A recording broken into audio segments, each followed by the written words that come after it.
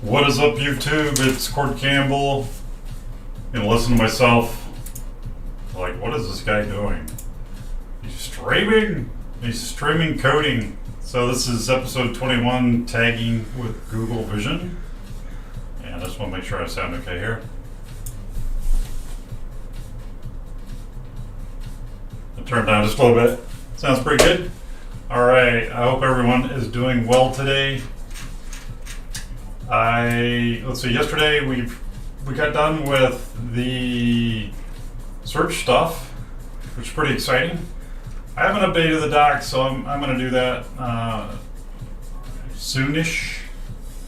I got to get around to them. Let's see here if let me save this. Let's see here if I've got, did I update that? So I was doing some queries. It's pretty cool, actually. I was doing some queries earlier. Just kind of show you what we've got. Let me do a local search in the console with this. So I added a bunch of URLs, and I don't know. Yeah, there we go. So these I just added them in bulk. I just started pasting them, and because for whatever reason the first time you tell it to go crawl a page, it for whatever reason it's not imaging it, and I don't know why. So it works the second time. So if we were to take this one, for example, let's just do that.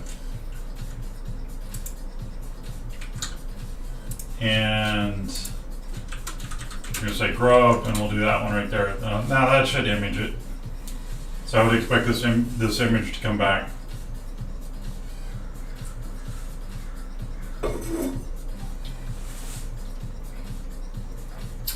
This may present a little bit of a challenge for today, but we're going to try to get through most of the tagging stuff pretty quick. So there we go, it worked.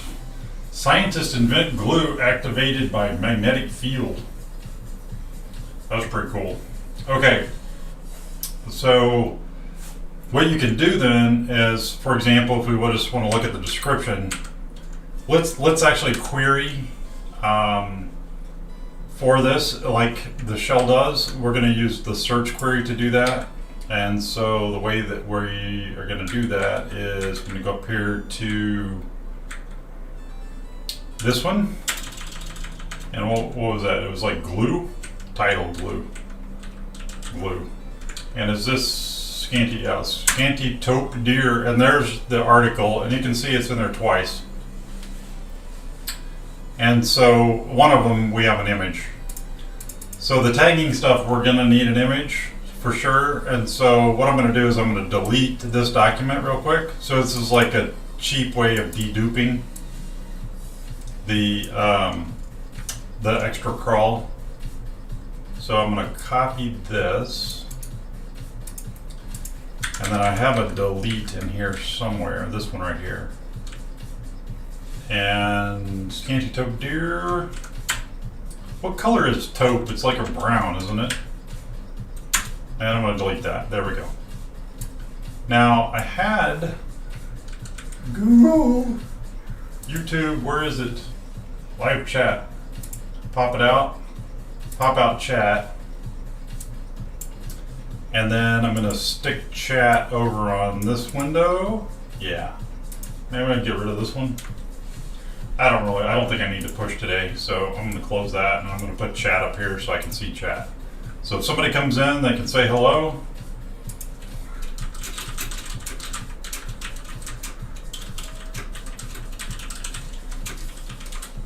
Okay, and so we've got this query now coming back. Let's see, we deleted it. Yeah. Okay, so now we're going to search again for glue, and we just have one document. So that's fantastic. We were able to delete it using a RESTful delete.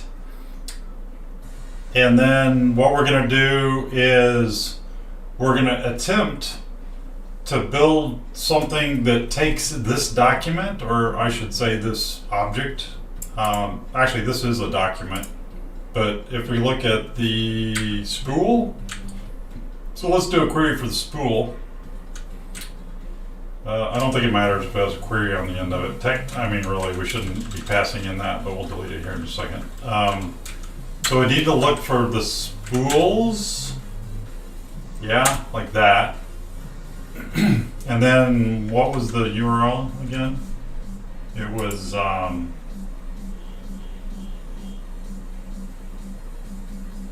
this one right here, PHYS. So let's correct for that. Let's delete this off the end of it. Now this, so let's see, PYSH. Oh, I spelled that wrong. PHYS.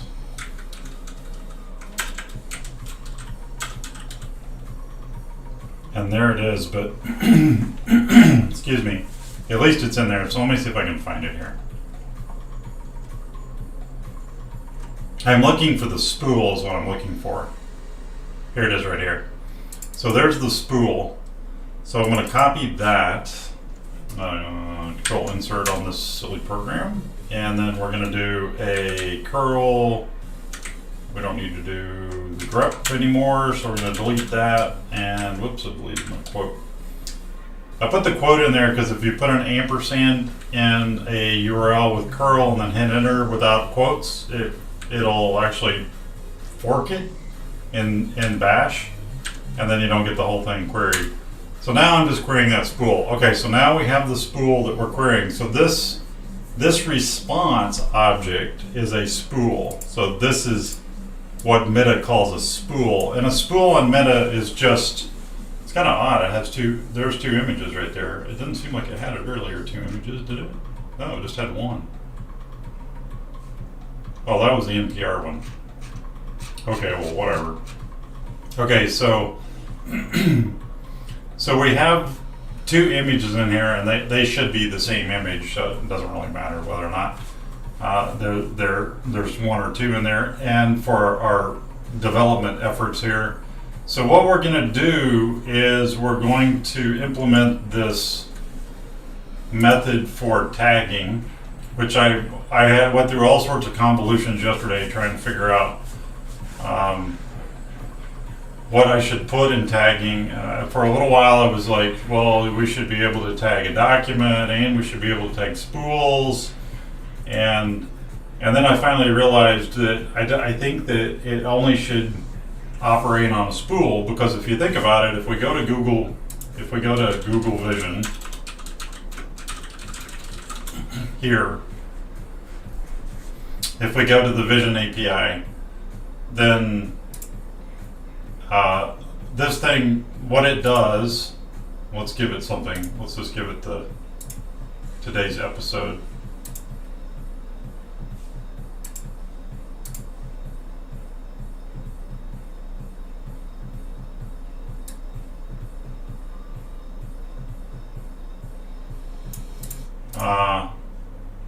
I need to fix that, but it doesn't matter. I'll fix it after the episode. So here we've got, oh, it says it's a laptop. So it does, that's a laptop, and what did it pick up? Packaged goods, that's the coffee, and a camera.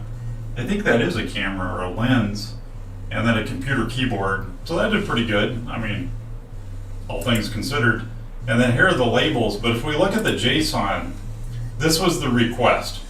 So the request actually ended up asking for landmark detection, face detection, object localization, logo detection, label detection, document text detection, safe search detection, image properties detection, and crop hints. From all of that, it managed to figure out, from that request, it returned these results: the laptop, personal computer, and anything, and the text on the page. So it actually picked up the letters on the keyboard, which is kind of cool, although completely useless. And yeah, that was about it. I mean, we're not going to use this dominant color stuff. So if we think about this, well, I mean, it needs an image. I mean, this Google Vision API that we're going to use is not going to do anything with text. So if we sent it something that somebody sent us that was text, and you can do that here. You can post any type of text to Mitta, but without it being a spool, there's not really anything that a machine learning model could do with it. So I was originally thinking, well, we could do a search, and then we could return the search results, and then we could pass those to the model, and I don't think that that's going to do any of that's going to do any good if we built those types of methods. Excuse me. So I went back, and then toward the end of the episode, I think it was something odd, a little odd happened with the episode yesterday. Was I went 2.5 hours. Not that that's odd, but I was like, where did the last 30 minutes go? But what happened was I changed my stream rate, and when I did that, because Google was fussing at me, YouTube was fussing at me about it, and I changed my stream rate, and then when I did that, it truncated the video. So I changed it about 30 minutes into it, and then it just truncated the first part of the video. So yesterday's video just starts in the middle of me blabbing on about something, which is probably good, because I think I talked for a long time about a whole bunch of random stuff, and whatever, it doesn't matter.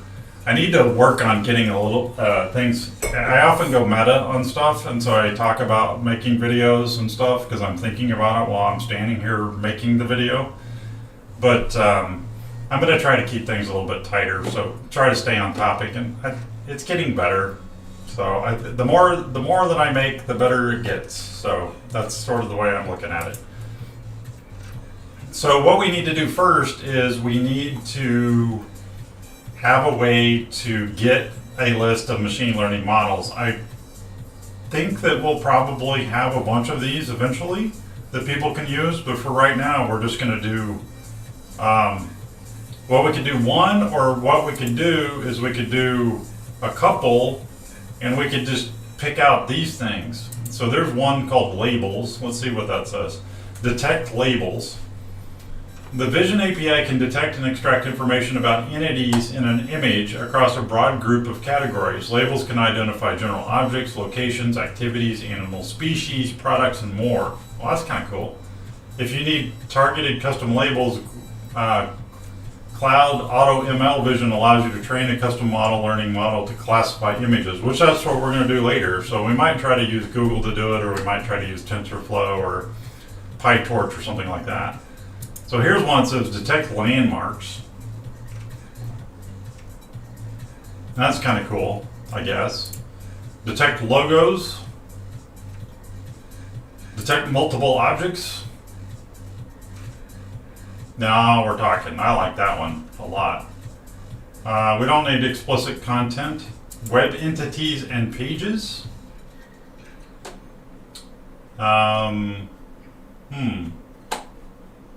Web entities. Carnival, Rio de Janeiro. Gives us matching. I don't think we want to do that. So I'm thinking what we could do here is we could make the Google Vision models separate here. I think that seems like a good idea. Okay, so let's build the model first. We're going to have to figure out how to save the models, I guess. Should we put the models in the database? I don't know. Let's figure this out. All right, so let's get going here. So we have a tag file, and we're going to need to build this out to handle the stuff. So we're going to just copy one of these other ones. This one's a little complicated because it's the shell. Let's copy settings, because there's a list function right there. So I'm going to paste that in, and then let's think about what we're using here. So we are going to want to use the database. We do need to use blueprints. We're going to make responses. We'll probably abort things. We do need Flask login. We need the settings, and we need the user, and we need config. So all that looks pretty good up until that point. And then what we're going to need to do is we're going to need to call this something. So this is the tag API. And then we're going to just call that tag. We're going to need to make a client connection. That's to the DB, which is this thing right here. And then we're going to need to build a endpoint for the tagging, and we are saying that we're going to use /t for it. That's what we've done in the docs. Now I'll tell you, these docs are far from done, and that's okay. Well, I'll finish up the docs once the APIs are completed. I'll finish them up and they'll look a lot better. Okay, so what do we want to do here? We want to do a model list, probably. Let's call it a model list. Now, if the user is asking for a model list, then do we need to know who they are? Well, that's kind of the question. Like if I call, I mean, we're gonna need to know who they are if they call it and post something to it. So we might as well ask them to be logged in when they're getting the list of it. And then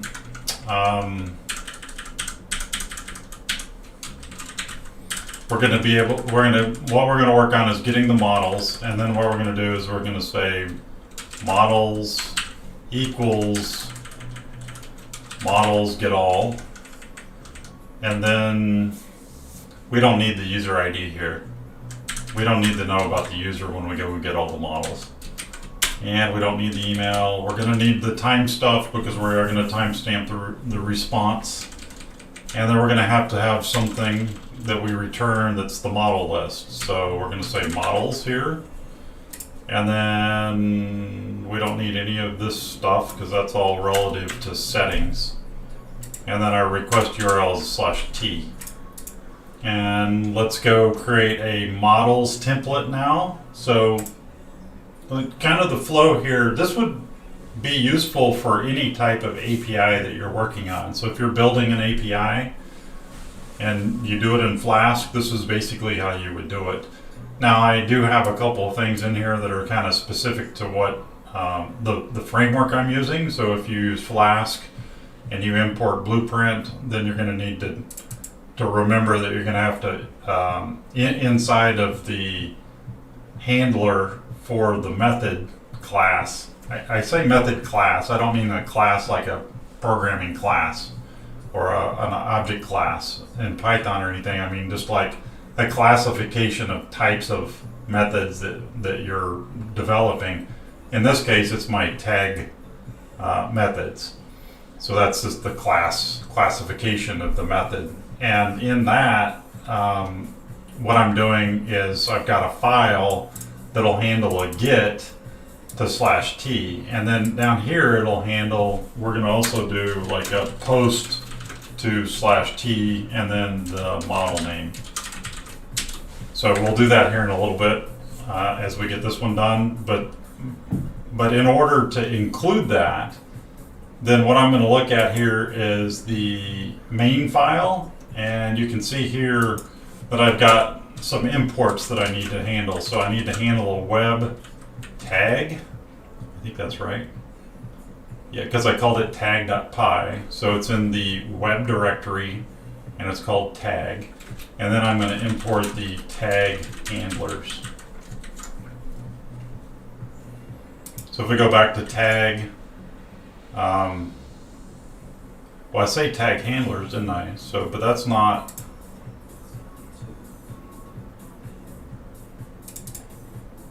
Settings API.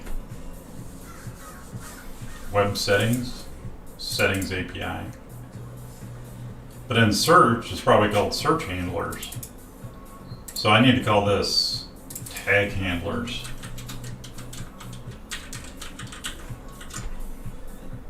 And then I call this tag handlers. Okay, and then in settings, I've called that settings API. Well, that could probably be better, but I'm not going to mess with it because if I mess with it, then it's going to break, and then all sorts of hell will break loose. So I'm just going to leave it alone. So tag handlers, Blueprint is called tag. Let's look at the search one. This says search handlers. This says search handlers. What does index say? Index handlers. I don't know, I'm not very consistent about it, I guess. Crawl handlers. So I'm gonna roll with tag handlers. I probably need to go back and fix this search one. I don't actually think this is important unless it's, I think this is where it's search handlers. Okay, tag handlers. That looks good. I mean, there needs to be some consistency there, but I'm not going to worry about it right now. I'll clean it up later. All right, so we're going to go back into tag. So this import here imports. It ties these together. So when you do the import, it imports all of these routes for you from the main file. So it just ties it all together. You could put all these in one file, but then you wouldn't need the blueprint methodology. It took me a while to figure out the blueprints. They're a little confusing, but it's just basically a way to bust up the methods into their own files so that you don't have this huge file of methods. Once you get used to it, though, I just kind of ignore it. It just seems to work. Okay, so this should work at this point. It wasn't working earlier, but we've changed it. Yep, that looks good. All right, so we need a models JSON in the API templates directory. So I'm going to go up here to API, and I'm going to do a new file, and I'm going to call this models.json, and I'm going to save it. And then I'm going to go, let's see here, I'm going to take this and I guess I could probably stub this out, I guess here, maybe. Model name or model ID. And then we're going to have to figure out a model ID. I don't know what we're going to need to store about the model. I was thinking, like, do we actually need to build in, now keep in mind this is machine learning models. It's not the same thing as this models, but I don't know that we need to put them in here. Do we need to put them in the database? That's kind of the question. Do we really want to pull them from there? I don't see a reason. Or we could just define them in the JSON file, but then we're going to need to look them up whenever somebody calls us with the model ID. We're going to need to look it up in the database and then figure out how to call it, or figure out how to handle it, I guess. Well, I mean, we could hard code it. We could. I guess we need to figure out which ones we need. So I tell you what. Let's just put them in here. And then we can figure out the rest of it later. So this is going to be a list? Yeah. It's got to be a list.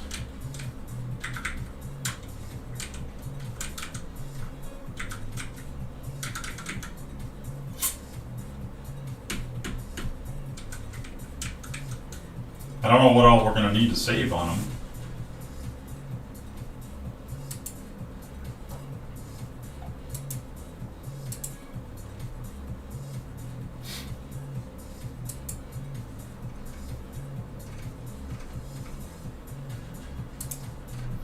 So here's the code. So it's going to say image equals vision image content. Open the image file. Response equals client text detection. Image equals image. Response equals text annotations. For text and texts. Then it asks for the vertices. So those are the bounding boxes around the text. That's about it. So it says from Google Cloud import vision. So we're going to need that in the tag. So we're going to need to put from Google Cloud import vision.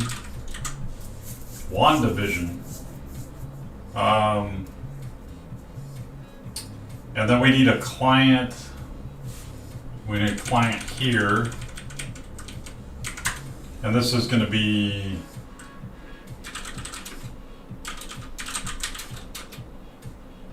vision client equals vision.image notator client, like that. I guess we're going to need a lot of those, huh? So is there a way we could put that in the...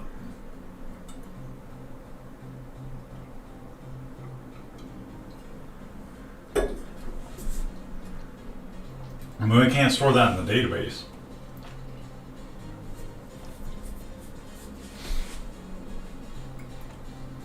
It's kind of hard coded at this point. I know in Python you can store like a class method. So this is the class instance, right? No, that's the class. And then this is a class method, which it's a class method for the client connection, which then handles all the authentication and stuff automatically behind the scenes using the, I think it uses the credentials.json file, just like the NDB stuff. So I don't know how to create this line programmatically. I don't know that we want to do that, because we're going to have a few of them. Because if we go back and we look at another one, like this is detect images. I mean, detect text and images, but if we go to multiple objects and we look at the code here, then it says image and oh, it's the same thing. Let's look at the landmarks. Is that the same way? Yeah, image annotator client. Okay, so I don't have to worry about that then. But then in here we're going to say for landmark, client landmark detection.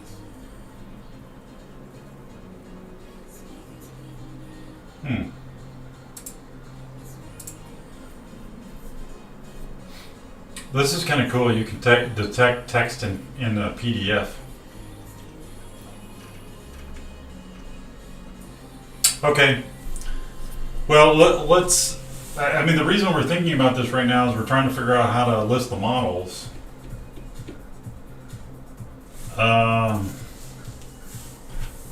Do we want?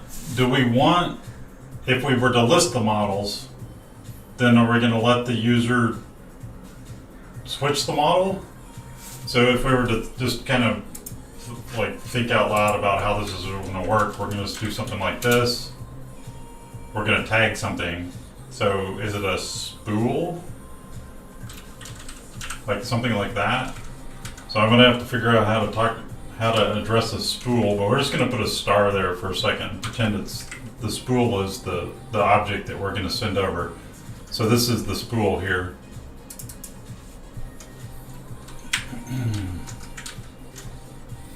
So something like this maybe? I just put a star there just to identify that that was a spool. But the user may not, I mean, we could make it where we could click on these or something.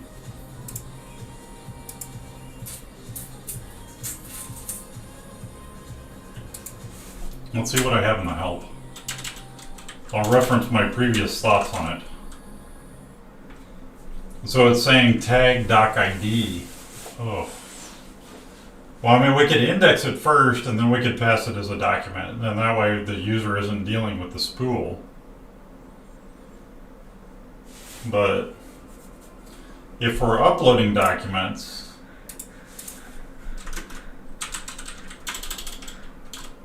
my thought is if I do something like that, that's going to create a spool. So this would be like the spool name here. I'm just going to put it as a tag, but like this would then become that spool. And then you could upload to the spool. And then you could tag the spool, which would then produce what? See, it's here I'm saying tag spool ID spool. Now keep in mind this tag down here doesn't matter, but it's like tag the spool ID. So it's clear I've had the idea one or the other, one way or the other.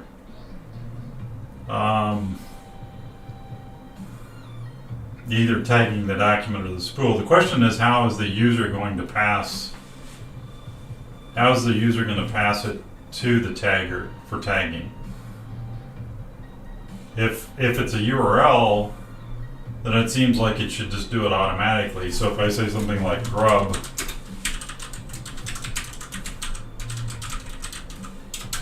and then I do something like that, then should it not send it to the tagger? It should crawl it, tag it, index it. But alternately, it could index it, crawl it, update the image in the index, then tag the document.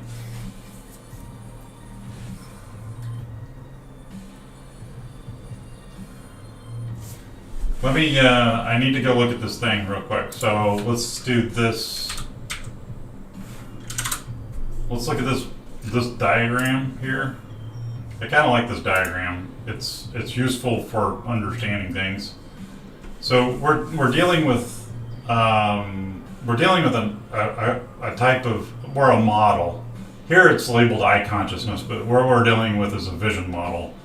And then we have objects, which are the images. And then whenever the model becomes aware of the object that it's looking at, then that creates some sort of interaction.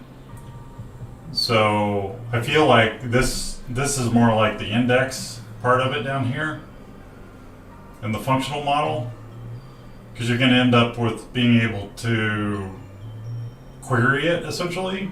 I mean, it's not going to be a one-to-one representation of what's going on down here, but whenever I saw this model originally, I was like, this kind of is what I want to accomplish with this. Is sort of like right now we can, on the internet, we could do like sounds. We obviously can't smell on the internet or taste on the internet or touch things on the internet, but you can definitely do these two.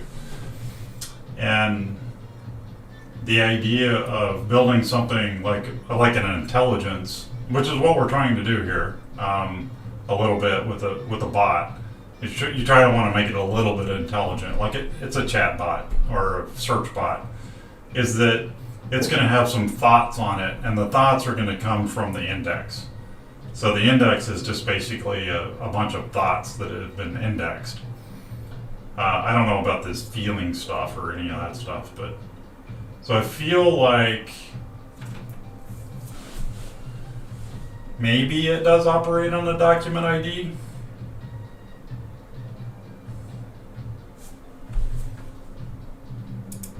Yeah, I think so.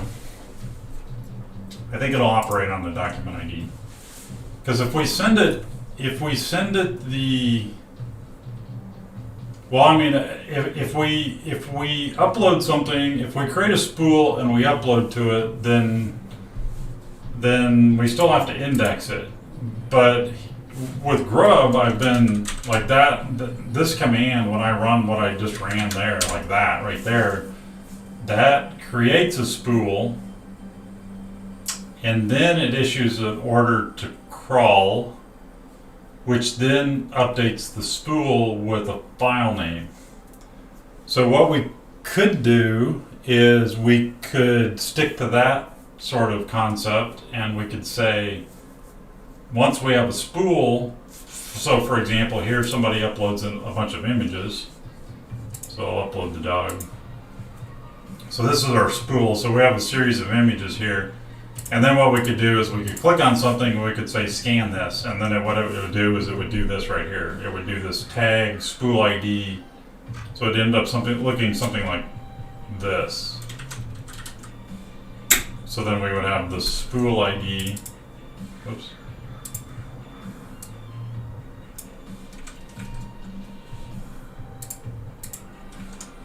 Something like that. And maybe we could leave it as a pound sign. Does it become, maybe the spool ID becomes a tag It could be. I don't know. I mean, it is a tag. And then,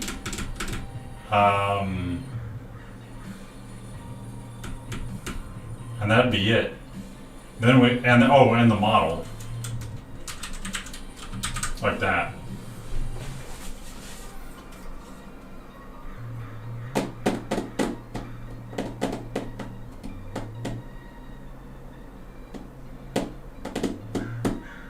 And in the case of what we're doing here, it would be the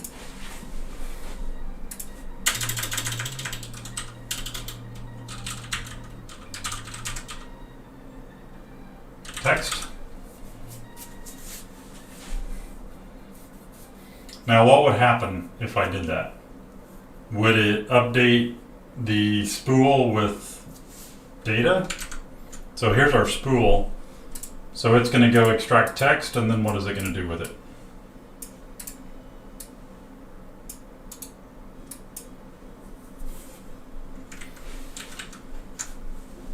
Let's go mock this up real quick. Okay, so here is our document. It comes through with a single image of the website. It has a tag here, and then we tell it to run text on it here. Maybe the thing is that this is the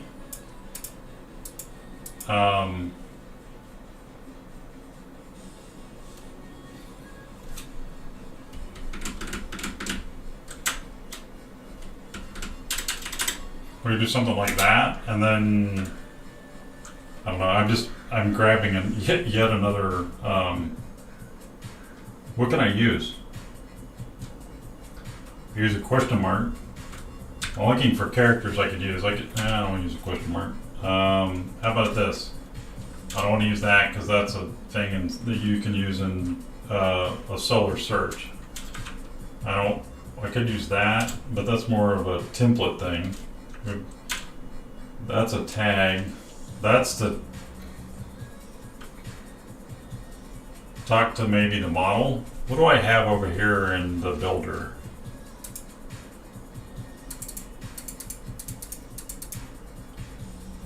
This is like, the pipe is views, bang is commands, plus sign is time. That's for settings, that's for settings. That's for JavaScript eval.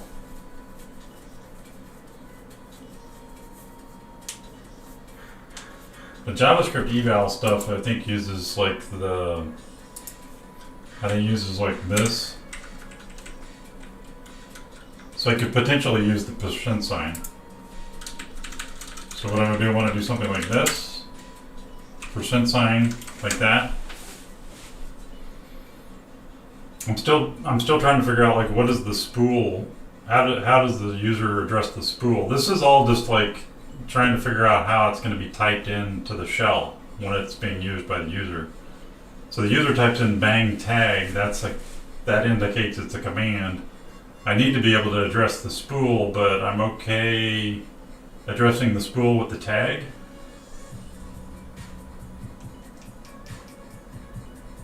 Because it could be a tag. It could very well be that in here I have a tag which is also comma this thing.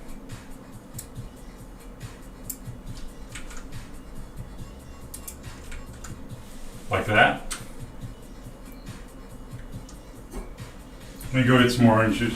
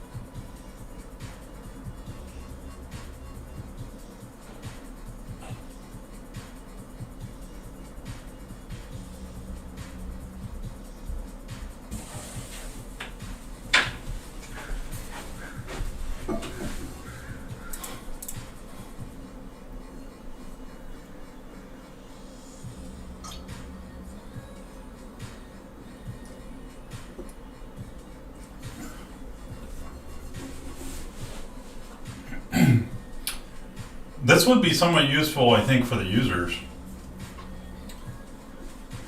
because then they would know it was a spool, and they know it's a URL, or they would know what spool it's associated with.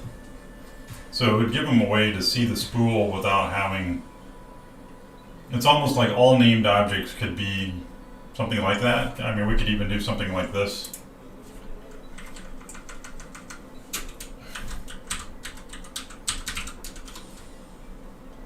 I don't know why you'd want to label a document with a sidekick, but you might have a document in a sidekick that points to another sidekick.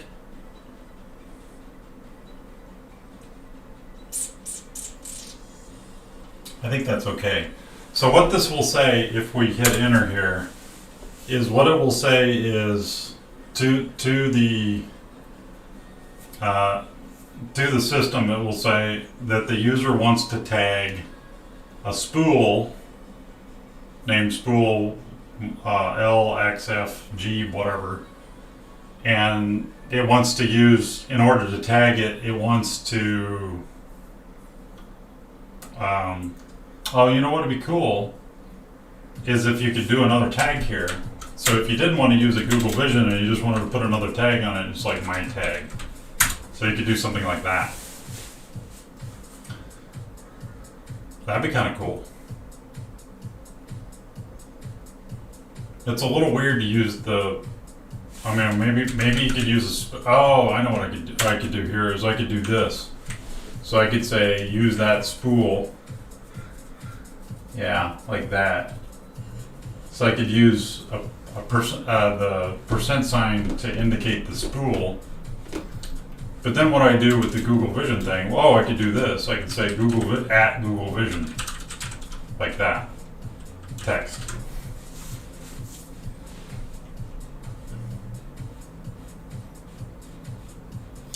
And now the question is, well, what happens if I say text here? Does Google Vision text always update text? I think that's what it does. So if I hit enter on this, then it would update text here. So it would actually put in text here. It would put the text field in here. And then this becomes the text. Like that. And if I said something like objects,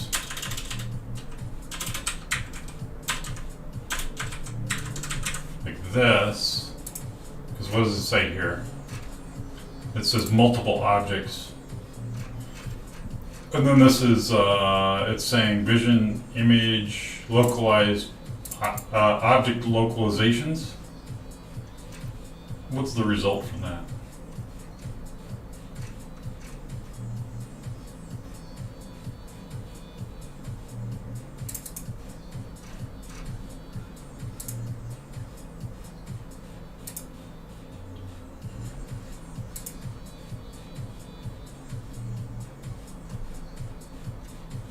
Call this method on live days via IP request. No need help with API Explorer. Show standard parameters. Upload protocol. Upload. I don't understand what all that means.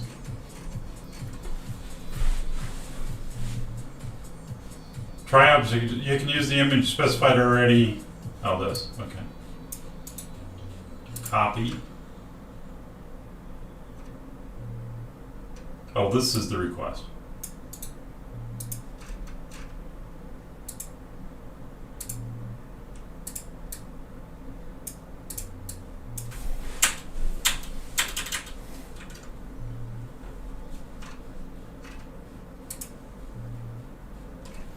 And there are the responses. And it says name bicycle. So it's coming back with a name. And then it's got places that the bicycle is. Bicycle wheel, bicycle picture frame. Let's look at our picture again. So it's detecting the bicycle wheel. It's up here somewhere. I don't know where the picture is.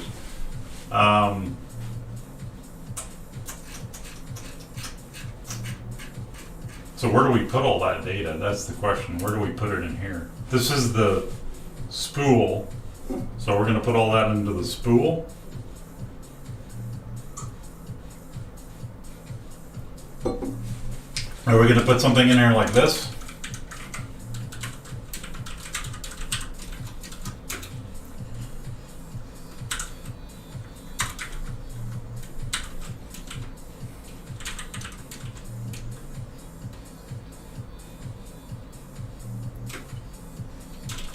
Name.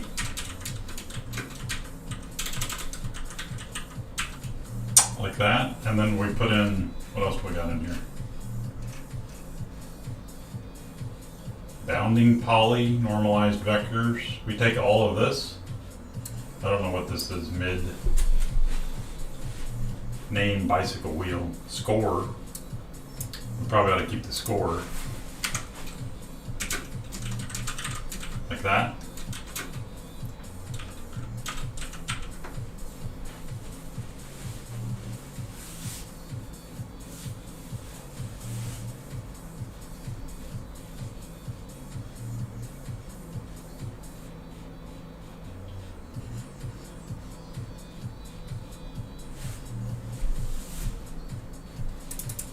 I think this is not in here. Do we put wheel in here? Like that? Even though it's in an objects list as well?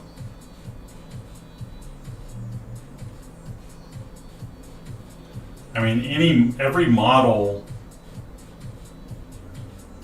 will have its own way of saying things to us. And I mean, we can kind of pretend the model, the beautiful soup model that gives us the title and the description is sort of a model.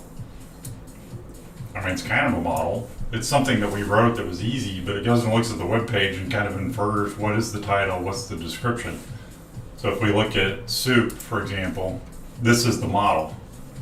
It's not complicated, but it does have some sort of preconceived notion that it has a thing called a title and it has a thing called a description that it outputs. So every single model that we run on these images is going to output something different.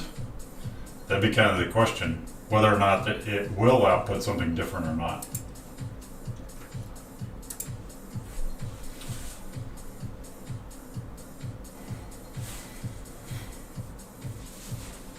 And in the case of objects, I mean, we want to know that there are objects in the page, but if we've got a URL, well, there could be a lot of objects in the page. There could be a bunch of pictures in the page. So we have a thing called file names. Do we create something else called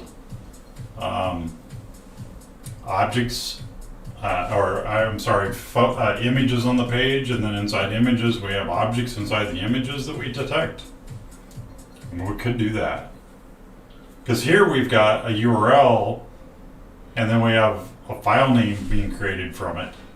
And we can look in the file name with the model, but we're not going to look at the title and the description with the model.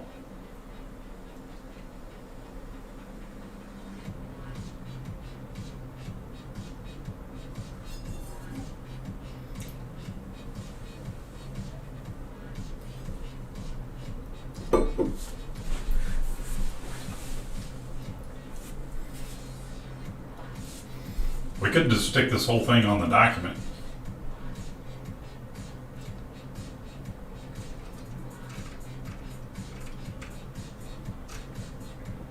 Can we submit this whole thing to, well, we want to take the responses, wouldn't we?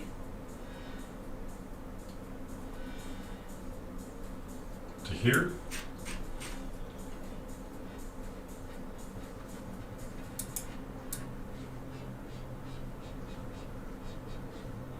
To here.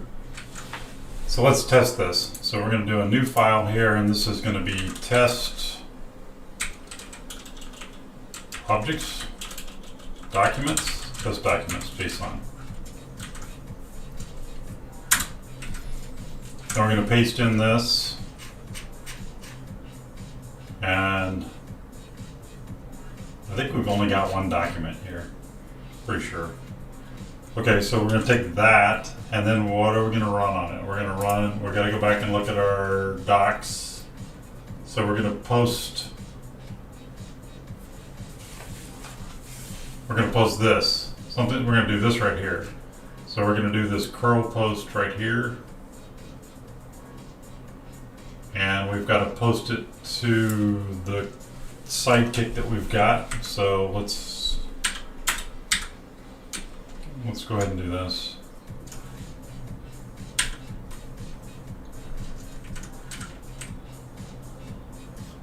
What do we call this? Test document.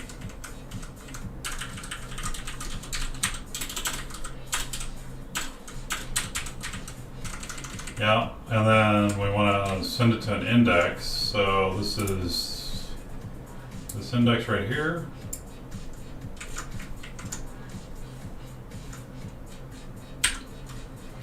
And then we want our token.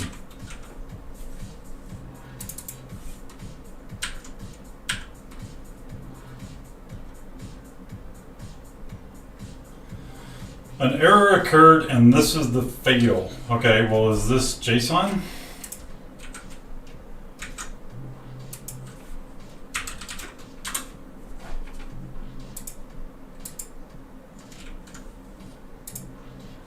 That's valid JSON.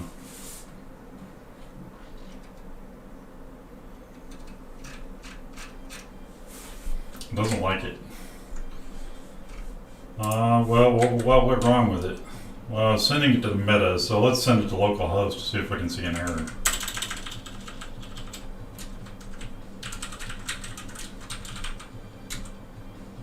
Here we go. It says list indices must be integers or slices, not strings. Oh, I'm looking for the response. Is that in the docs? I feel like it's not. Here. Does this thing even work?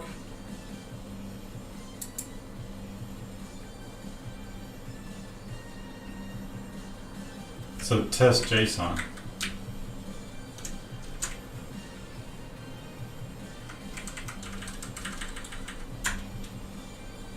Yeah, that's the same thing. Okay, where is that? That's on 182 in index. I think I need to update the instructions. Index. Here, 182.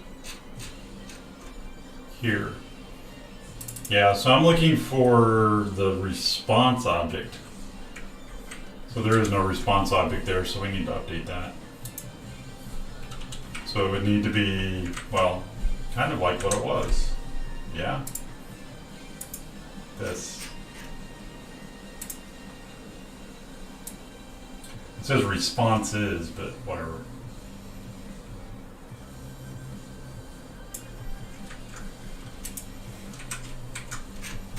We'll fix that here. I mean, it is responses.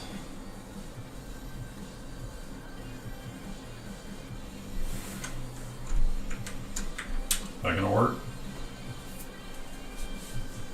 List indices must be integers or slices, not strings.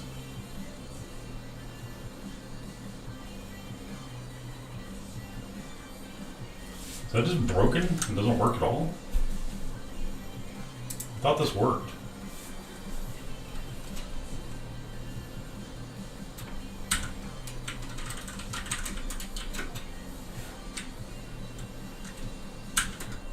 Like that should work.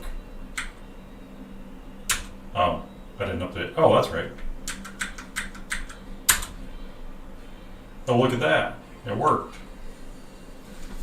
Amazing. Okay, let's go look at it. I guess we could. Where did we upload? We uploaded it to 30. This one. No. It's this guy right here, 3483. That one.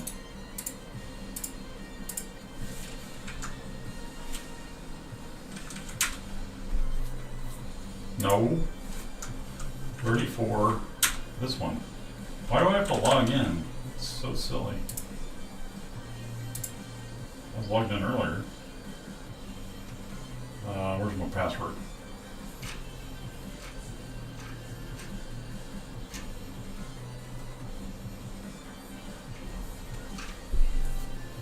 Here.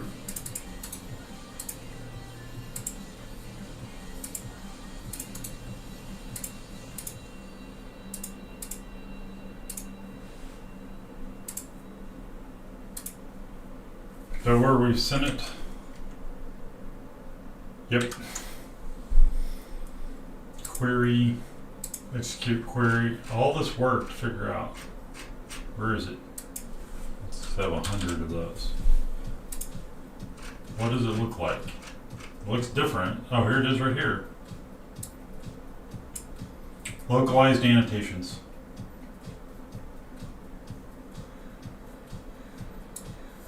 Well, that's weird.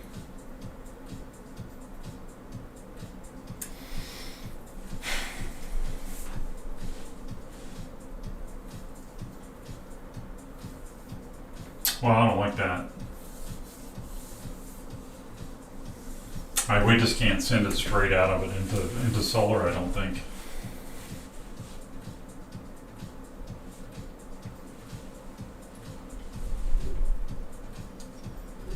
I mean, I don't really want to get rid of where it thinks things are.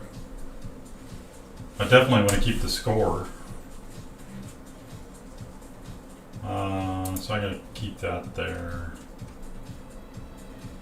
There was another one that was, it's not that, it's data.json.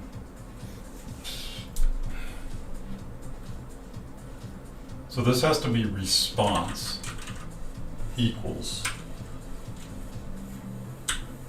Like that. Oh, actually it needs to be this. Like this. Like that. Right? I'm sorry, colon. And then I gotta close this down here at the bottom. And then all this gets shoved over just a little bit.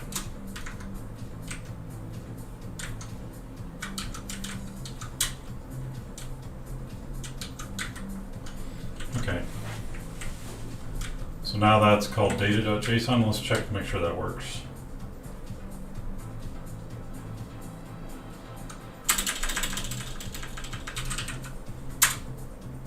Okay, that works. There's 2 documents in there. And if I do a execute, get those back. Yeah, there they are right there. So let's delete that guy, I guess. I still need to figure out what to do with documents like this. In the shell. We'll do that later.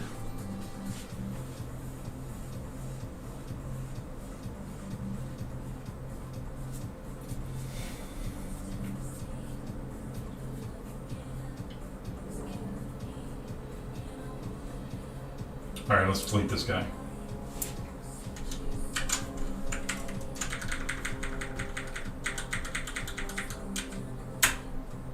Oops.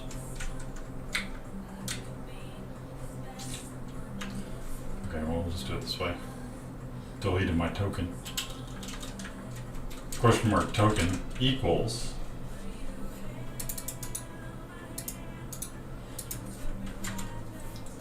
Okay, that one's deleted. So now if we search for it again, it should be gone. It's gone. Okay. All right, so we're not going to do that. We're going to go back to our sample, and we need to figure out what we're going to do here. So we have, I mean, I'm okay with this using objects. I don't see there's any problem. I mean, it's kind of a custom solution, but I mean, what we could do is something like, we could put model in here or something like that. We could say what model scanned it. So in other words, what the source was. So model thoughts or something like that. I don't know. And if we did that, then we could put title and description in there from from the like soup model, the beautiful soup model could say, well, we could say this is from beautiful soup. Beautiful soup. The URL was submitted by the user, so, but then beautiful soup, which is a model, took it and said this is what happened with it. So let's mock that up and see what it looks like. I don't know that I'm going to do this, but it might be a thing. So we would say, yeah, we'd say something like models.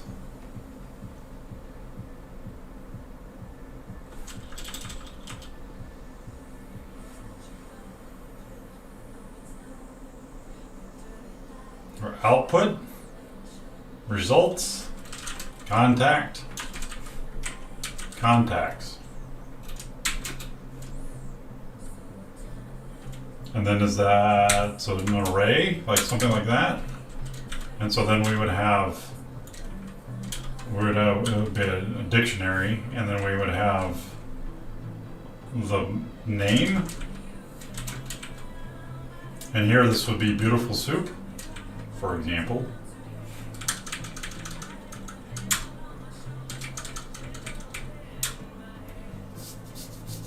And then what do we have?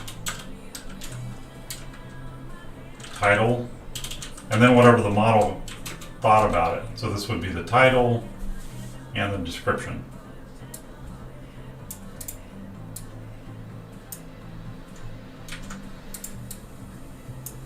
Like that.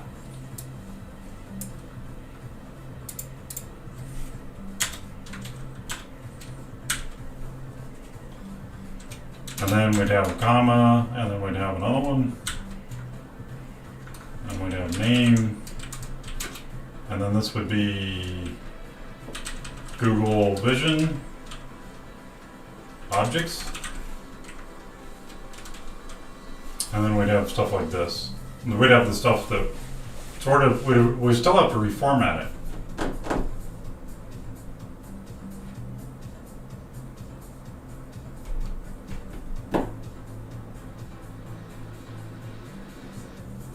I don't really like that. It's getting really messy.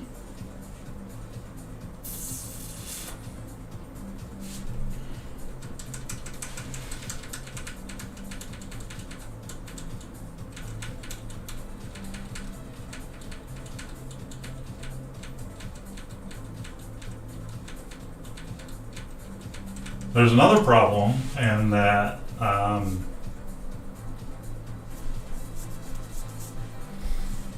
we've got the tags themselves were added by the user, but then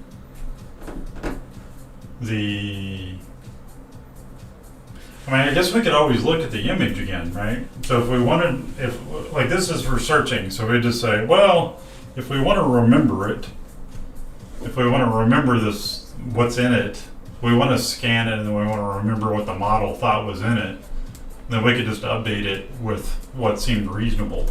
So in other words, we could just put wheel here, just like we've done here. We could say bicycle, like this, and then painting, like that.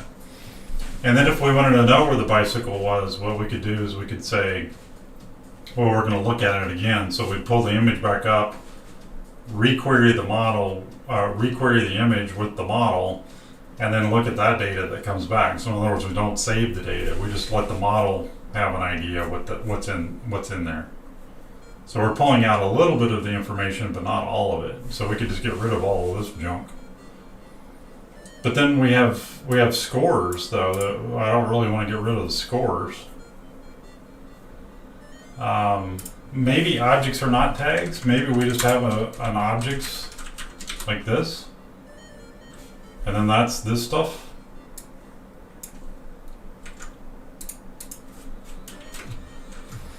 And then what we actually do is we have something like, something like this. So we have the first object, and we have a name here, and then that would be wheel.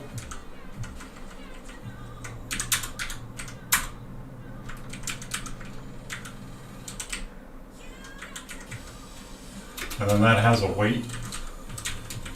or score, like that.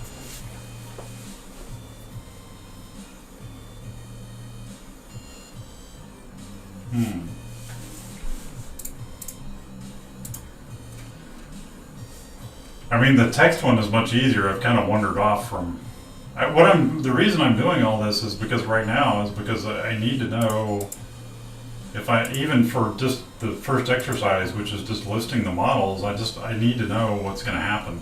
I'm trying to think forward to what's going to happen with it.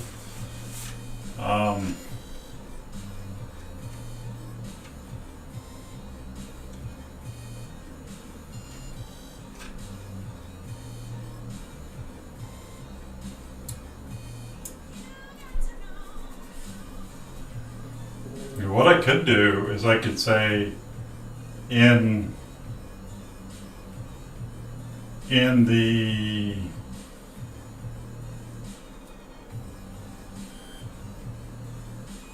text, I could say picture frame. I could take Chow's idea, which is I could say if I find a picture frame in the image, then I could just stick it in the index multiple times, instead of trying to save it separately. I don't really know that I need to know where it is. I can ask the model again. If I need to know where it is in the image, I could ask the model. I'm not feeling like I need to save that information right now. I might with the text, but with this picture frame, I don't think I do. With an object, I don't think I need to save where it is in the image.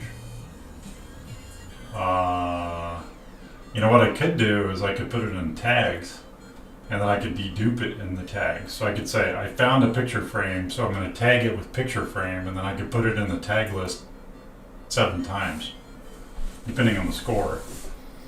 So if the score comes back as a 9, I put it in there 9 times. In this case, it's 94%. The score is 94%. I could put it in there, I could put bicycle wheel in there 9 times. Bicycle wheel, etc. And then I could dedupe the tags. I could just count the tags and say, well, I put it in there this many times.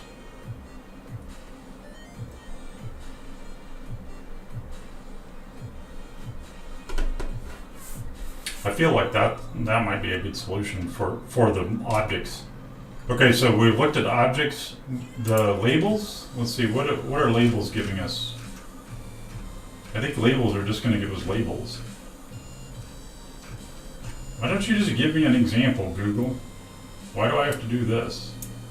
Okay, so copy, and then I'm going to paste this in here. Execute. Didn't I already allow you to do that? So that also has a score and it has a description. Interesting. Label annotations. Automotive lighting, infrastructure, wheel, bicycle.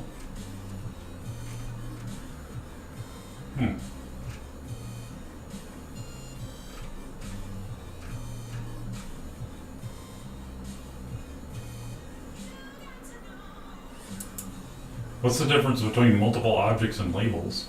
The Vision API can detect and extract multiple objects in an image with object localization. The Vision API can detect and extract information about entities in an image across a broad group of categories. Labels can identify general objects, locations, activities, animal species, products, and more. About the object, the position of the object, rectangular balance for the region the object contains. The most prominent object in the image. So what's the difference between this? So let's see, Google Vision API, Google Vision objects, multiple objects, versus labels.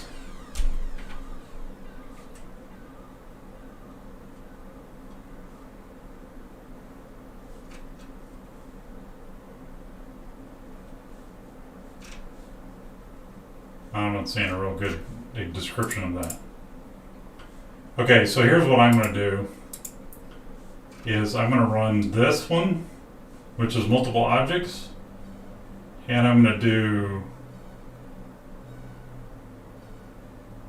the character recognition. Just those two.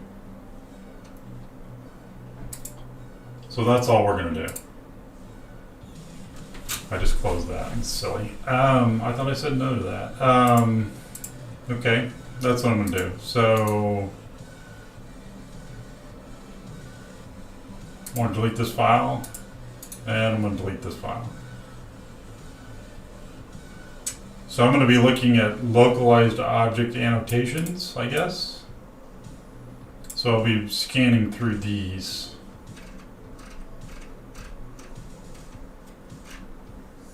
All right.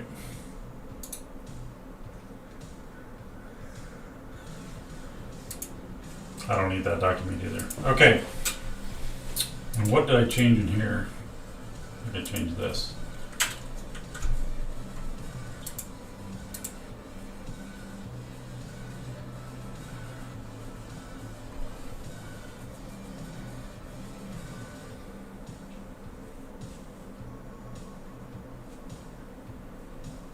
I mean, I guess this thing, what it needs to do is it needs to be text. So this is Google Vision text. And then there's a description. And this is extract text from the image shown to the model. And then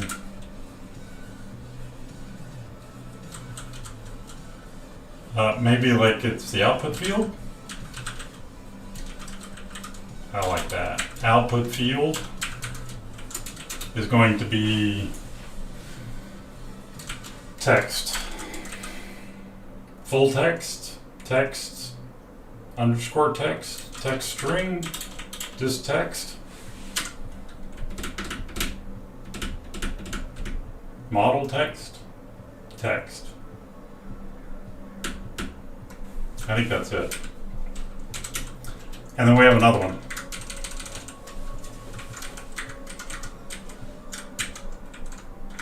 Like this. So the model ID is Google Vision what?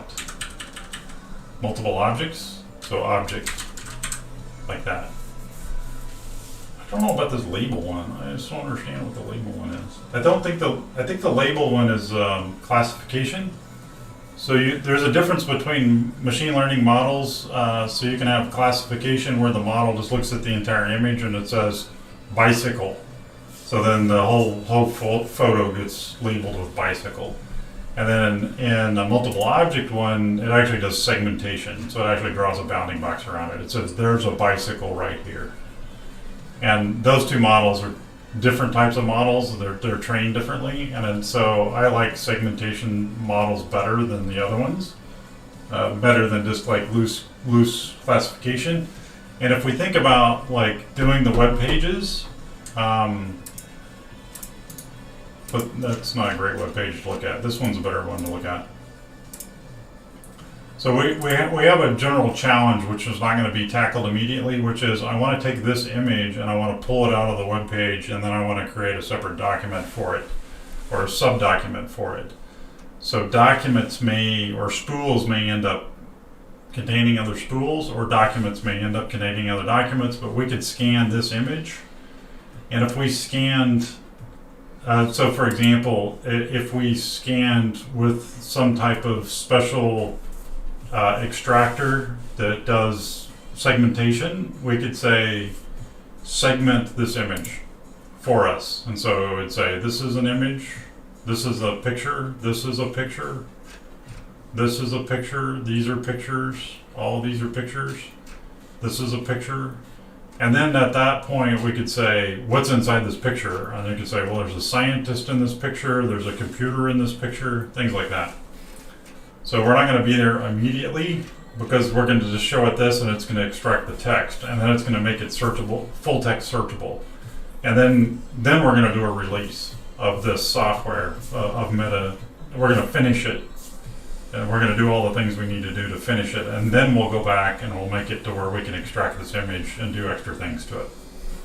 There's no point in doing it right now because it's a significant amount of work, and there's a lot of questions about what we need to do with it, and I don't know there's a value in it right now. I mean, it is valuable to show that image to the users, but if they type in scientist to show them this picture is valuable, but I don't have that model yet. I can't find a model that will extract the photo from the model, so.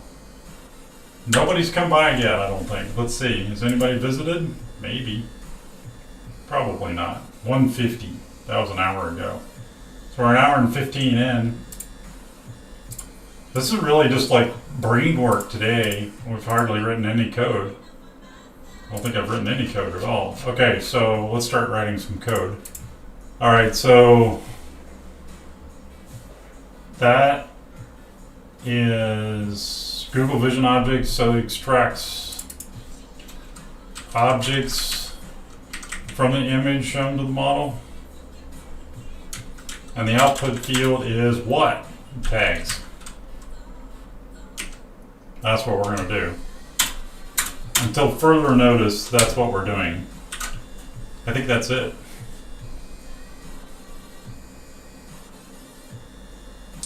So another thing that we could do is we could call it, instead of Google Vision, we could call it Vision Text or Text Vision. Something like that. And this is Object Vision. And then that way we could flip them out and we don't have to specify that it's Google. I mean, not that I have anything wrong with, I don't have any problem telling people that I'm using Google to do this, but what if I decide to use another vision model? Object Vision, Text Vision. I like that better.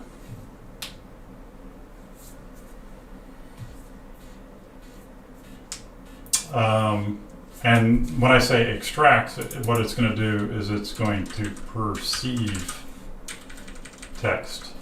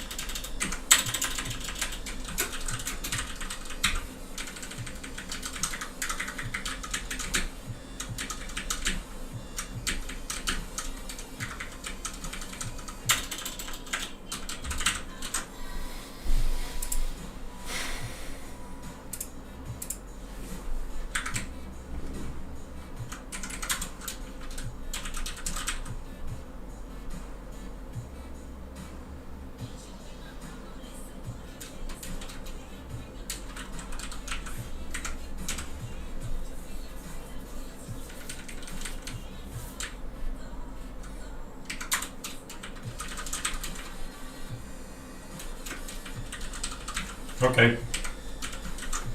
I don't know if I need that target or not, but sounds good. All right, let's do a query to the tag endpoint and let's see if we can pull this back. We need to mark this up a little bit. So this is setting. Yeah, we need this stuff right here. Like that.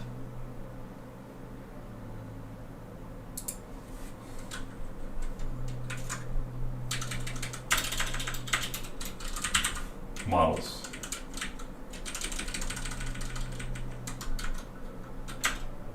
What?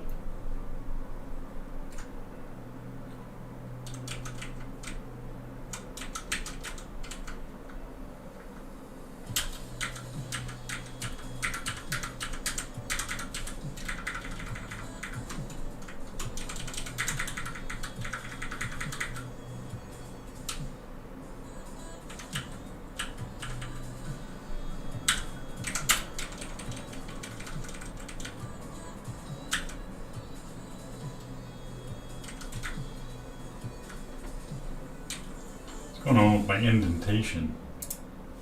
How's this indented? Spaces. I think I changed my indentation on something earlier, yesterday. So convert indentation to spaces, view, tab width 2.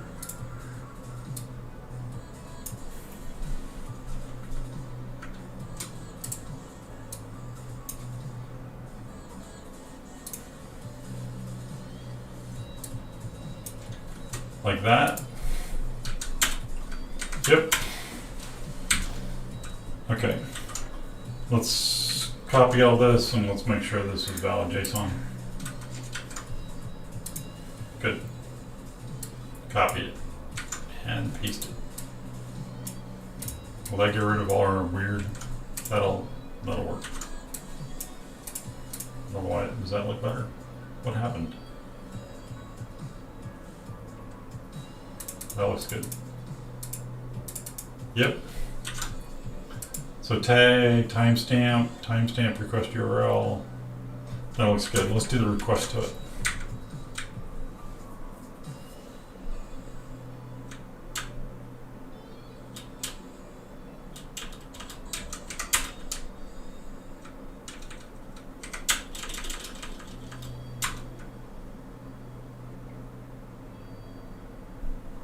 What? Oh, T. Oh, wait a minute. We've got a name collision. Poo. Oh, yeah, well, that's right. Because I was using T for tag in here. Or for token.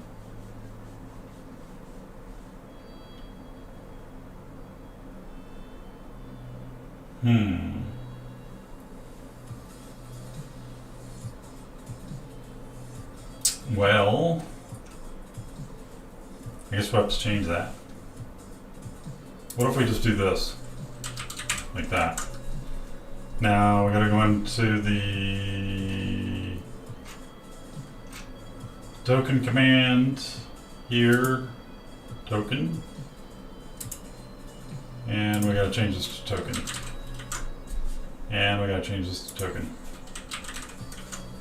So that's reset token, and this is read token. And then we're gonna go back into site. And this is a post.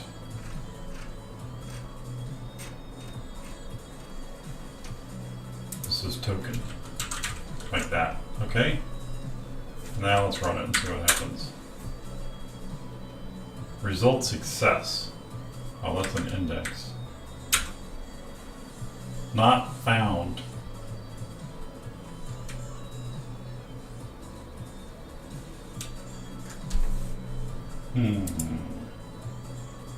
There it is right there. Let's restart this. Maybe it got a collision or something.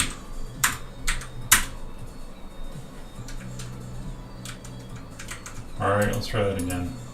I guarantee it's going to do the same thing. I've done this long enough, I know that it's going to do the same thing. So it's not finding that. Why?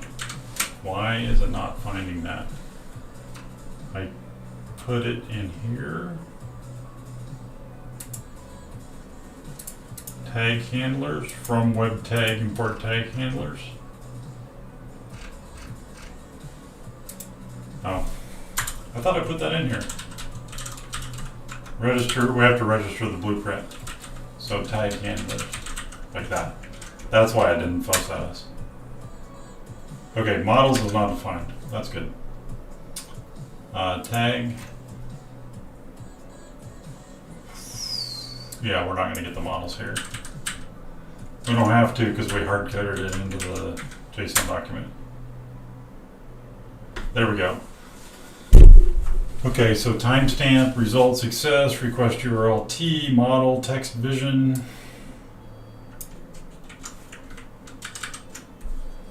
Let's make sure that's still valid JSON. It is, that's good.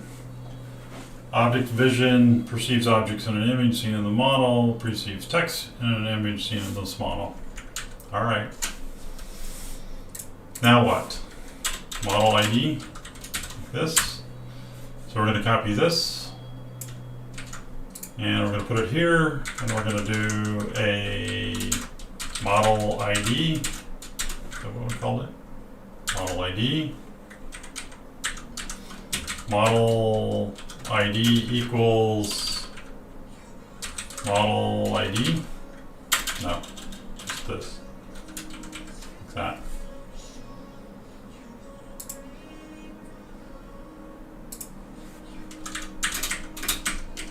Like that. And we're going to print the model ID. We're hard coding this for now, so we're not going to put it in the database. If the models get kind of unwieldy, then if we have like 30 models, then we should put them in the database. But otherwise, we're just going to hard code it. And then this is going to be a return OK. And then what we want to do is we're going to try to hit, actually, we want to do a post here.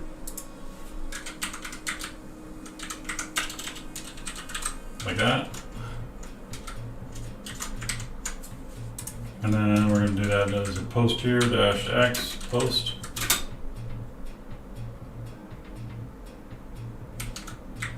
Yep. And then the model ID is text vision, like this. Should get back an OK. Failed to connect. I have a problem over here.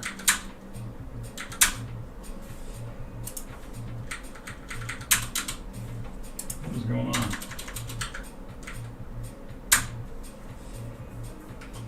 It says view function is mapping. Oh yeah, that's right. So this is contact.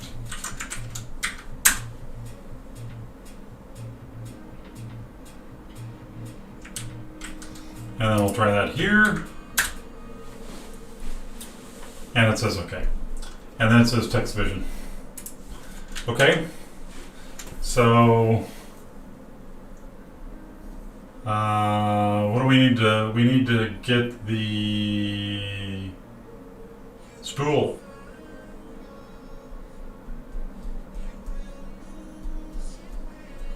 So do we do it like this? That's the question. Spoon. Do we put the spool there?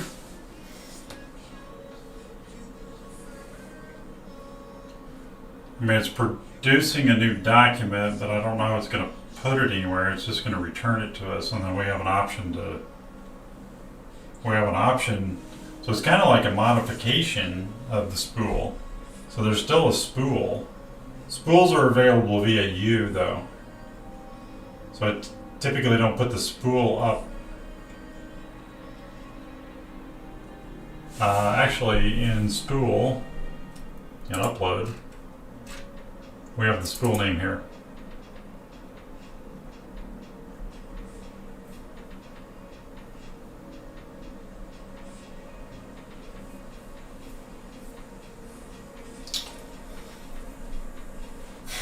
Do we do the model name and then the spool name, or do we pass the model? We pass the model to the spool. That's what we did.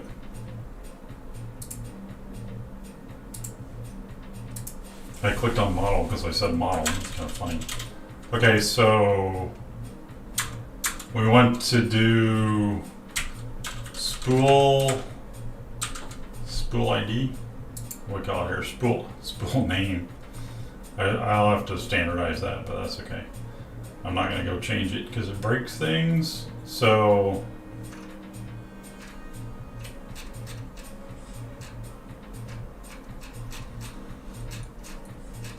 ugh.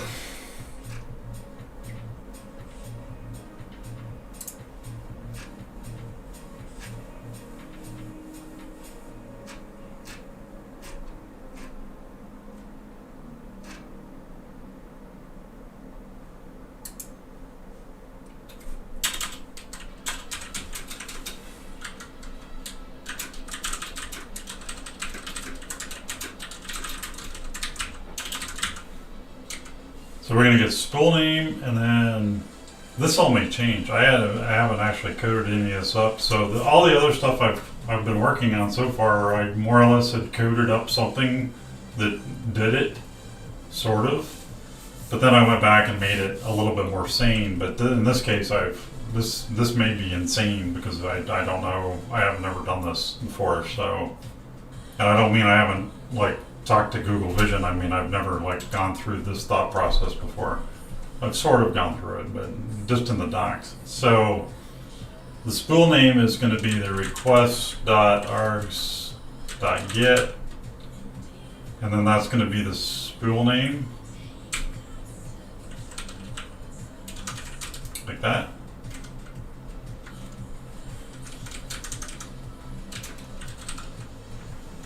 So let's print that.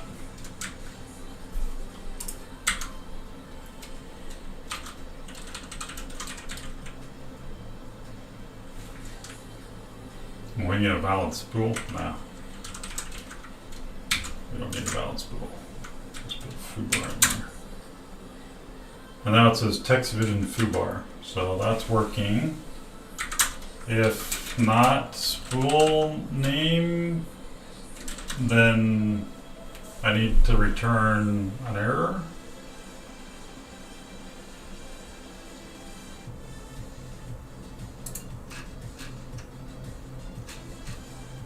I have like that return abort or something like that. This thing right here.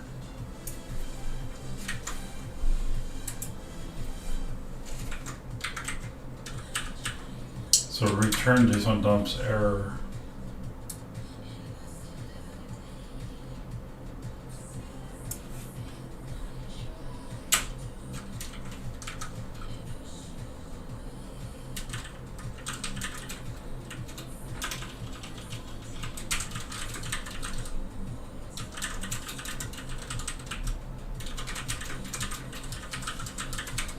Something like that. Is it a 405? I don't remember. I think a 405 is like not allowed.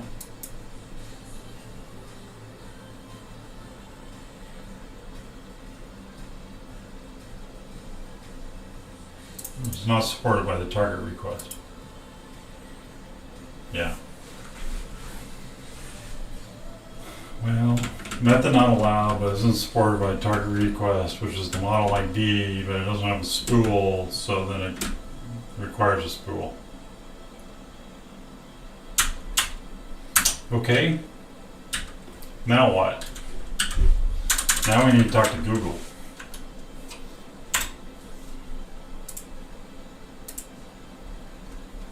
So let's do the text one first. So we're going to have a sort of a switch statement here. So if model ID equals, and then we got to look at our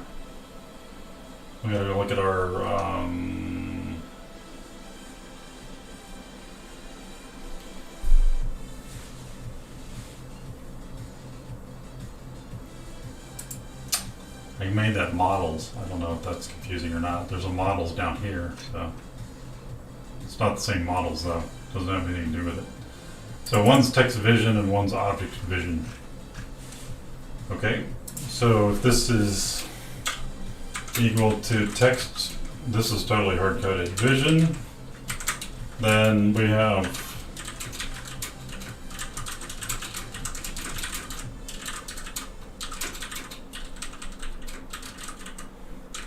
yep.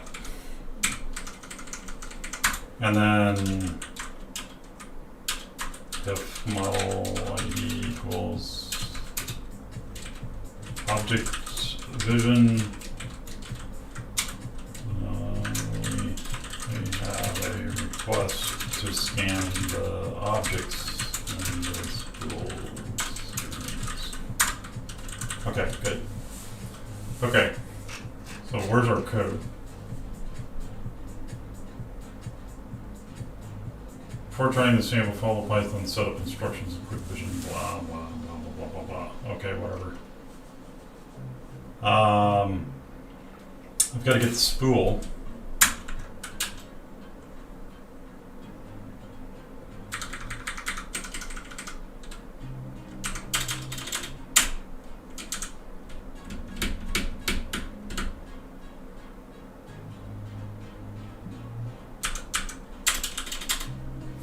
What do I say in the docs? Spool ID. Not name. It is in the code somewhere.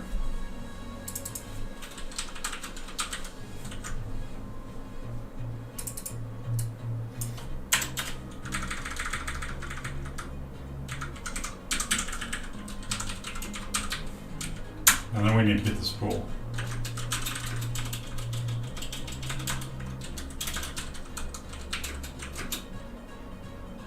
By this user.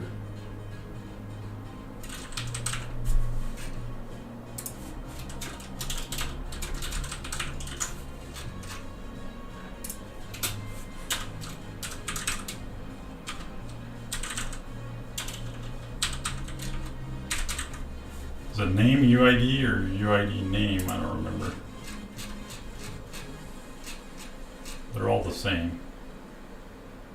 UID name. Get by UID name. And then it's going to be the UID and the name. So this is Flask login dot current user dot UID comma spool ID. And then I need to do this. Actually, I could just do that query. And then I can say if not spool, do this. That's better. As requires a spool ID, we specify it. Actually, this is a 404. 404, can't find the spool. Well, it's not actually, it's a 405. Let me check that 405 error code. 405, method not allowed. What are you doing? 405 method not allowed. Error shouldn't be confused. 404 not found error. 405 error message, on the other hand, occurs when the web server is configured in a way that does not allow you to perform the specified action for a particular URL.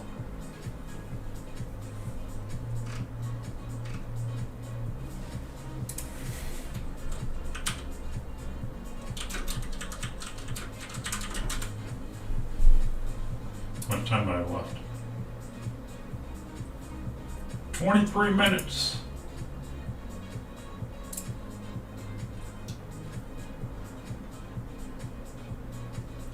Redirects client errors. Forbidden.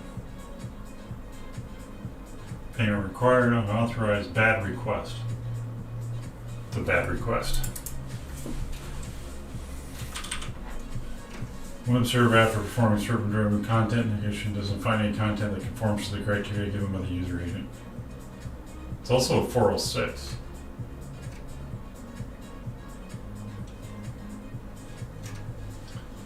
It's a 406, not acceptable. It's not acceptable.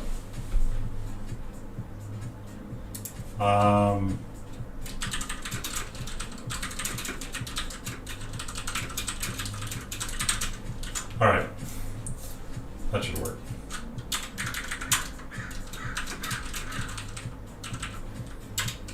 Alrighty. Now what? We gotta get this working. What? Okay, so we've got from Google client, we've got that. Image equals vision image. Image source equals image URI.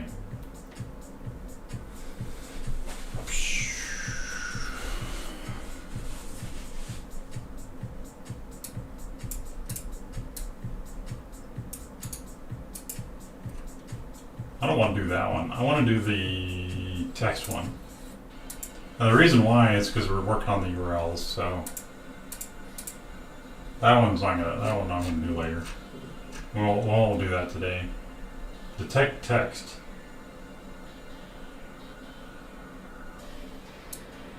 With IO path RB as image file.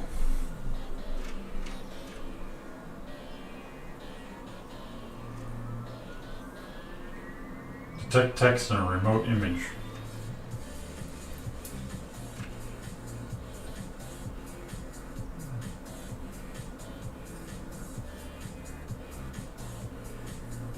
So we have image serving here.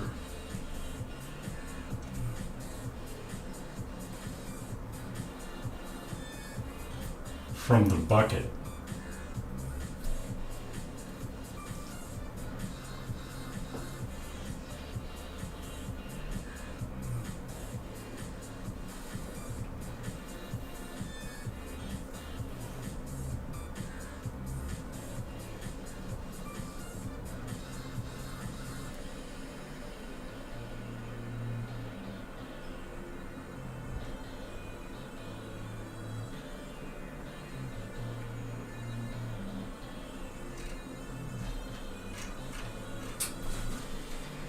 Well, let's see if I can Google this.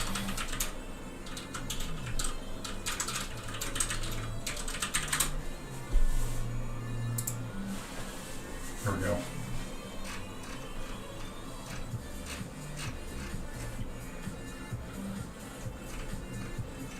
Here we go, right here.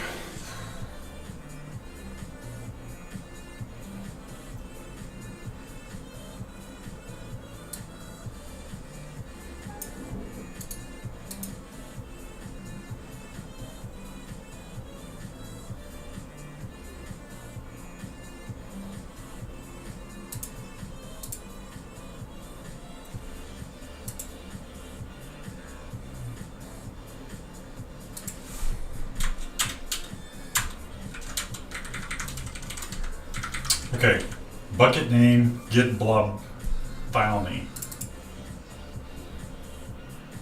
So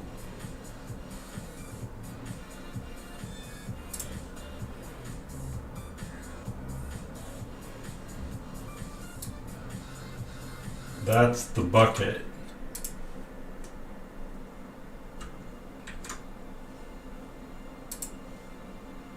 And then this is the blob name.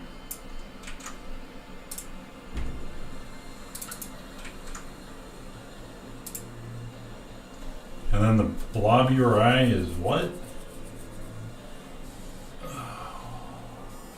Doesn't that require it to be public?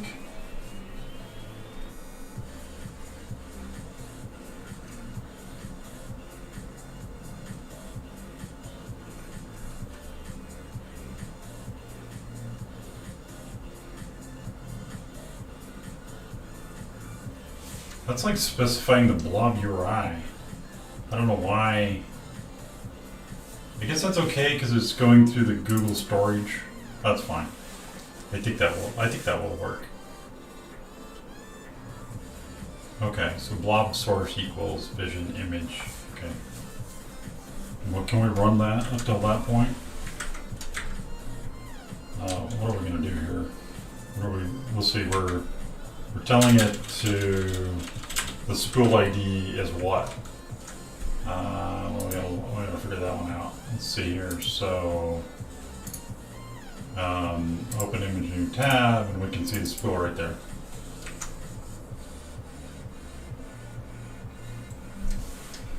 Now the file name comes from here, so we're going to need to specify the file name. So file name equals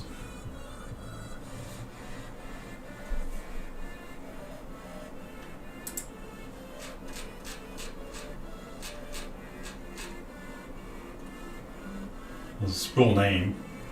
So file names, we need to give it the first file name. So file name equals spool file names and the first one. Something like that. Okay, so we have the file name, we have the spool name, and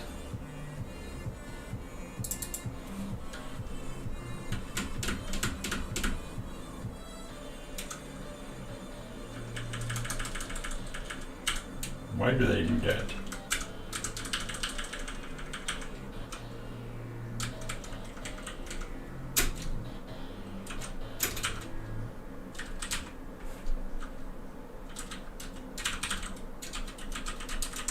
I mean, why give me the blob Where are they?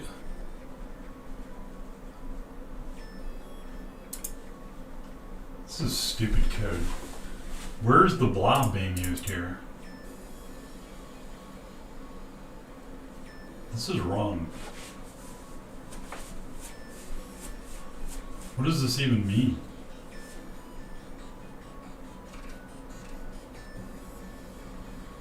This is like somebody's code. They didn't like. This was supposed to be abstracted out to that?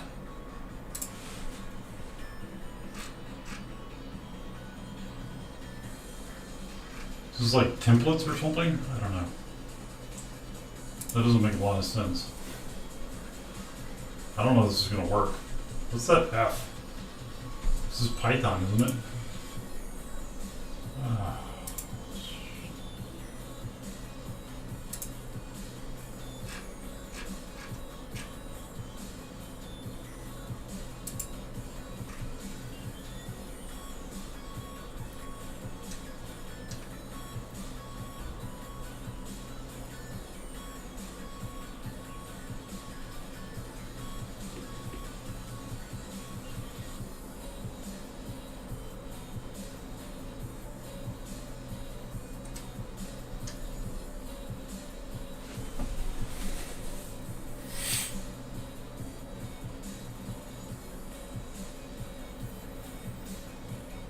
Let's just print the blob and see what we have in the blob.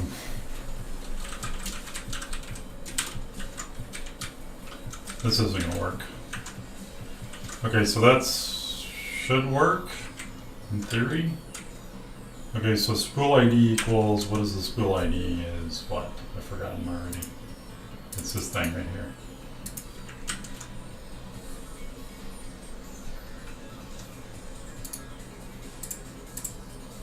Right there.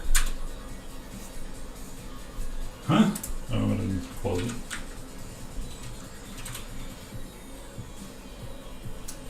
Some problem here.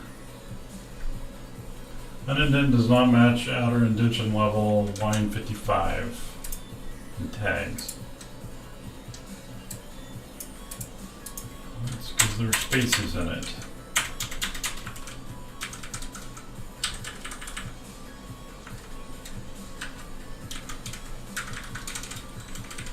Okay.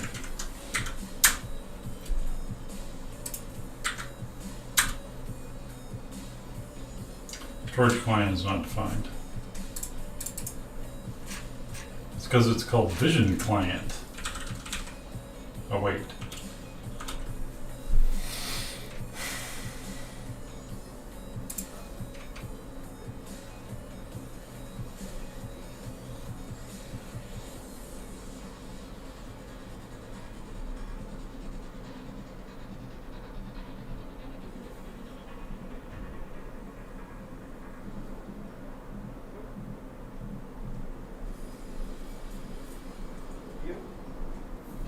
GS storage client.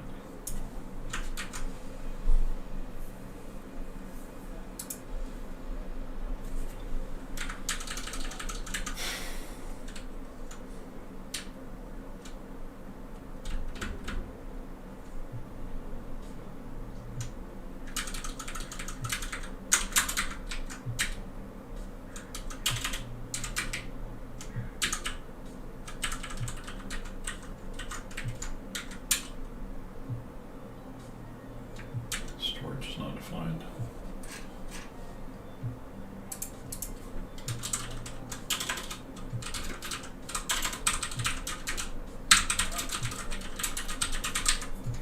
Yep. Is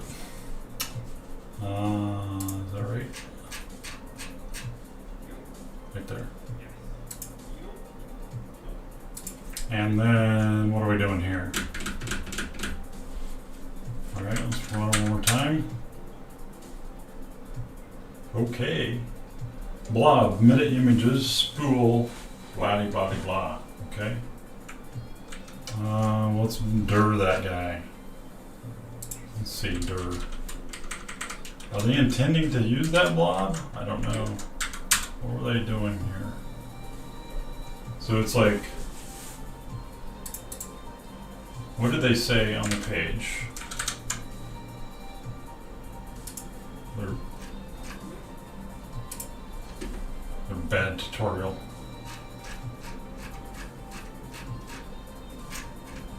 It says here, GS util setup modifying.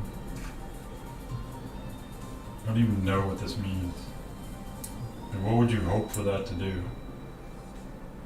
That's got to be some like weird template thing or something, Google template thing. I don't know what that means. I have no idea what that means. Some sort of formatting. Blob source equals image blob URI. It doesn't, oh, I see, it uses it down here.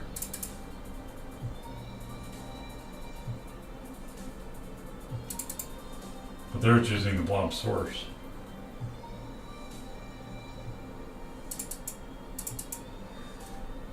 Phew, I don't know if that's going to work. We could try it. Let's just try to do it manually. So let's try this. So I'm going to paste that in there, and then what we're going to do is we're going to put in, well, this is the spool. We actually have the picture. So that's the spool. Where did that go? Right here, yeah, here. Like that, and then the file name. Here, like that. And then we're going to try to make this loaded. And then it's going to blow up. Nope, it didn't blow up. Okay. And then what? So I guess that worked. And then we're going to say blob source image source. We already did that, right? And then we're going to say the file name starts with blurred. No. Result equals, we don't want that. Vision client safe search detection. We want to go back to our example here. And we want to say, assuming that we've loaded it here, so this should now be blob source. And then we want client text detection image equals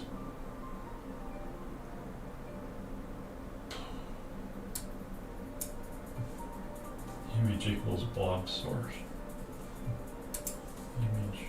Image equals blob source. This here.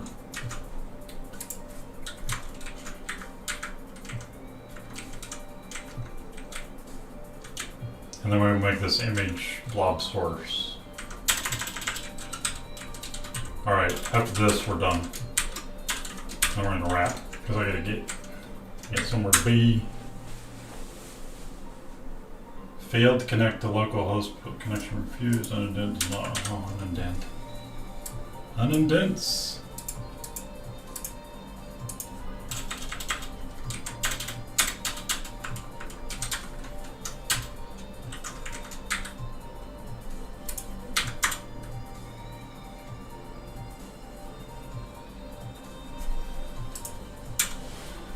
Attention. Okay, did this work? Client object has no attributes text detection. It's because this isn't client. It's, what is it? What do we, vision, what do we call it? Vision client. Try this again. Seems to have done something.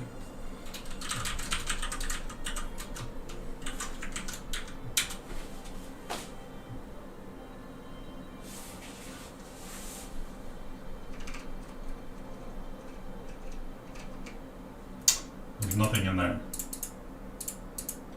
So that means it didn't get the file. We can't see it. Not working. Like there's nothing there. I don't know. It's not working. Okay, so we got a little ways along. I think we've got a good approach to this. So if you like the video, be sure and give it a thumbs up and subscribe. And I'm Cord Campbell, and this is Coding Mitta. So we're building out a new startup, and I'm doing it solo, and this is me streaming about it. So if you enjoy it, be sure and give me a shout and a holler, and check out mitta.us, mitta.us. Sign up for it, and in a few, maybe like a month or so, you should be able to use it. So anyway, thanks for joining me. I'll see you soon. Take care. I'm out early even today. It's great.